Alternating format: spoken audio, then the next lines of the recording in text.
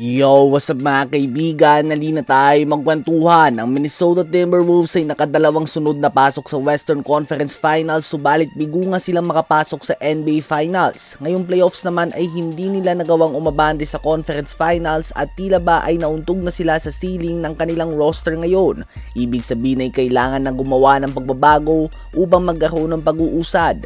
Si Anthony Edwards ay walang duda na naglalaro pa din na pang superstar. Kung gusto niya ngang gumawa ng 30 points at any given night ay kaya niya itong gawin.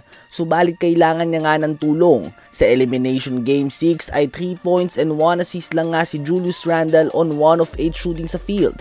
At 0 points and 3 rebounds naman si Rudy Gobert on 0 of 4 shooting sa field. Mahirap nga talagang manalo kung dalawa sa starters mo ay ganitong ipapakitang performance. Obvious nga na kailangan ng tulong ni Edwards. Solid ang depensa ng Timberwolves, subalit baliwala nga ang lahat ng ito kung hindi ka din naman makapuntos. Madaming stars ang inaasahan na malilipat ng team ngayong off-season tulad na lamang ni Giannis Antetokounmpo, LeBron James, Kevin Durant, Ja Morant, Joel Embiid, Kawhi Leonard at iba pa.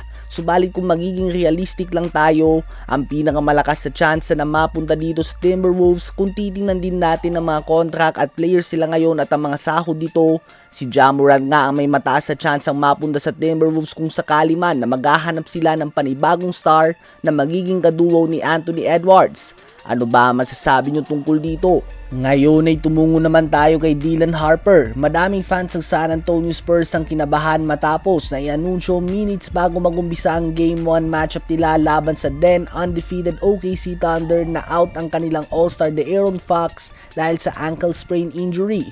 Dahil dito ay pumalit muna sa kanyang pwesto ang number 2 pick ng draft ngayon, Dylan Harper. At lahat nga ng focus ay nasa naging performance si Victor Wembanyama na 41 points, 24 rebounds and 3 blocks. And rightfully so dahil historic nga ang performance na ito.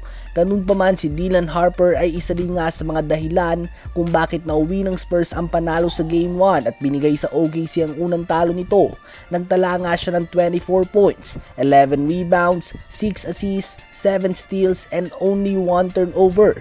Napaka-solid na opensa at depensa ng kanyang pinakita mga kaibigan at talagang pinunuan niya nga talaga ang nawalang produksyon ni De'Aaron Fox at nagpakita pa siya ng mas impresibong depensa dito.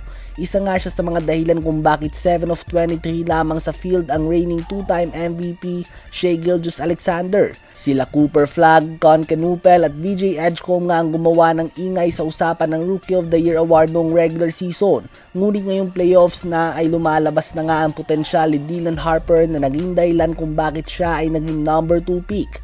As a rookie ay key piece na nga siya sa playoff run na ginagawa ng Spurs ngayon o kaya naman posible nga na championship run na ito. Ano ba masasabi nyo sa Game 1 performance si Dylan Harper?